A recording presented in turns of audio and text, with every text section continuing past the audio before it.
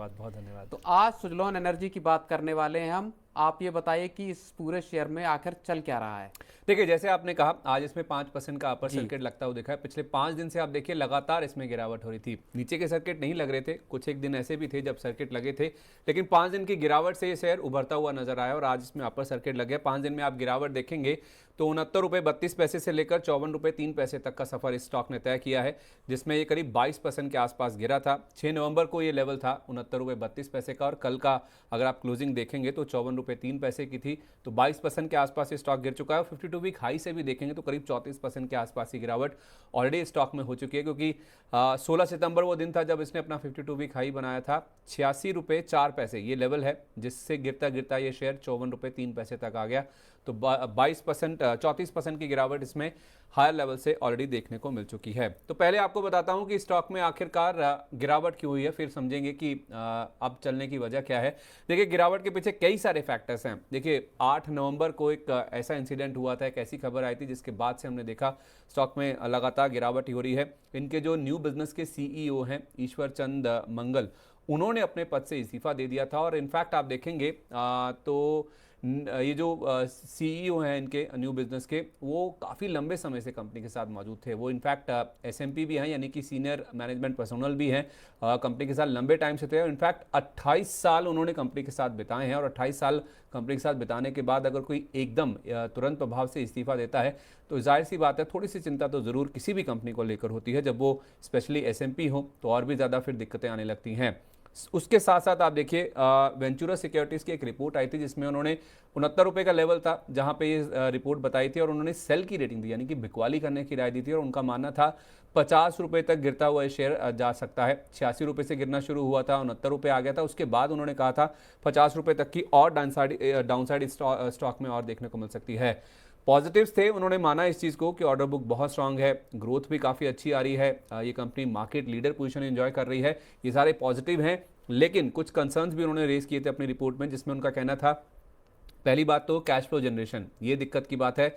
दूसरा, ये जो एग्जीक्यूशन कैसे करेंगे, एग्जीक्यूशन का जो ट्रैक रिकॉर्ड है उसको लेकर उनको चिंताएं थी। और तीसरा, जो ओवर वैल्यूएशन यानी कि जो महंगे वैल्यूएशन है, ये बड़े रिस्क हैं जो कि स्टॉक में अभी भी प्राइस इन नहीं है, यानी कि उसका जो असर है वो स्टॉक में नहीं देखने को मिला है। यही कारण है कि वेंचुरा ने 69 रुपये के लेवल पे कहा था कि 50 रुपये तक की जो डाउनसाइड है वो देखने को मिल सकती है। इनफैक्ट 53 के आसपास तक के जो लोज हैं वो स्टॉक ने टच किए भी हैं। तो ये वजह रही है जिस वजह से स्टॉक पिछले 5 दिन से लगातार गिर रहा था। तो ये तो आपने वजह बताई कि सुजलॉन एनर्जी में लगातार जो गिरावट के हम दौर देख रहे थे वो क्यों थे। लेकिन आज जब हम खरीदारी देख रहे हैं, इसमें अपर सर्किट देख रहे हैं, तो उसकी क्या वजह आपको नज़र आ रही है। देखिए, गिरावट ऑलरेडी काफ़ी हो चुकी थी, 5 दिन से लगातार गिर रहा था और हाई से भी आप देखेंगे तो जैसे मैंने कहा 34% के आसपास गिर चुका है।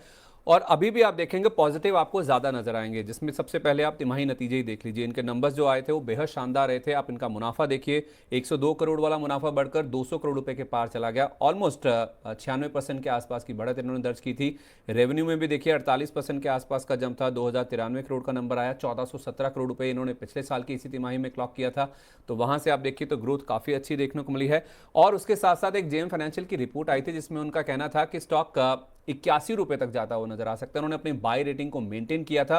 वो काफ़ी सारे पॉजिटिव उन्होंने गिनाए, जैसा कि हमें वेंचुरा की रिपोर्ट में भी देखने को मिला था। इस रिपोर्ट में भी देखने को मिला कि अक्टूबर के एंड तक आप देखिए इनकी 5131 मेगावाट की, यानी कि 5 गीगावाट से ज़्यादा की ऑर्डर बुक आपको नजर आएगी। और 275 मेगावाट के आसपास एक क्वार्टरली अपना जो वॉल्यूम है वो करते हैं।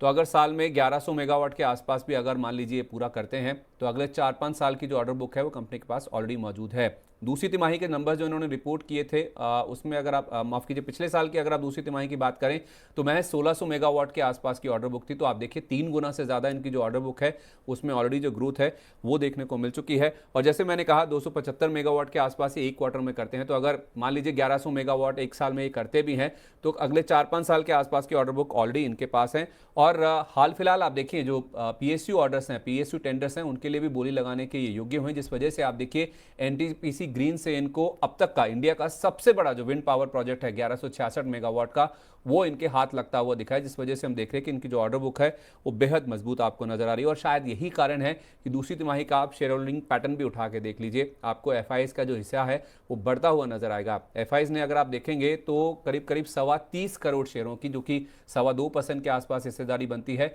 वो यहाँ पे खरीदारी करी है। तो आपको शेयर होल्डिंग पैटर्न भी दिखाने की कोशिश करेंगे कि किस तरह से इनका जो शेयर होल्डिंग पैटर्न है उसमें बदलाव आता हुआ दिखा है। जून तिमाही से लेकर सितंबर तिमाही के आंकड़े आपके सामने। प्रोमोटर्स आप देखिए 13.25% के आसपास ही है। एफआईएस का हिस्सा जो कि 21.5% था वो बढ़कर 24% के आसपास आता हुआ दिखा है। डीआईएस ने थोड़ी सी हिस्सेदारी कम की है, 9.16% था वो घटकर 9% के आसपास आता हुआ दिखा। और अच्छी बात यह है कि हमारे जो पब्लिक शेयर होल्डर्स होते हैं, जो छोटे निवेशक होते हैं, रिटेल निवेशक होते हैं, उन्होंने स्मार्ट मूव लिया है। जो हायर लेवल्स बने थे वहां पे प्रॉफिट बुकिंग की है, 2% के आसपास हिस्सेदारी कम हुई है। 56% के ऊपर इनका हिस्सा था, अब वो घटकर 54% के आसपास आता हुआ दिखा है। तो एक तरफ एफआईएस ने यहाँ पे खरीदारी करी है, अपनी हिस्सेदारी बढ़ाई है 2.25%, और पब्लिक की हिस्सेदारी कम होती हुई नजर आ रही है, जिस वजह से हम देख रहे हैं कि अब जो एफआईएस का खरीदारी का रुझान बना है, स्ट्रांग ऑर्डर बुक है, नंबर्स अच्छे आए हैं, और जो ब्रोकर्स की रिपोर्ट आ रही है उसके दम पर फिर से अब धीरे से निचले लेवल से धीरे धीरे खरीदारी शुरू हो रही है।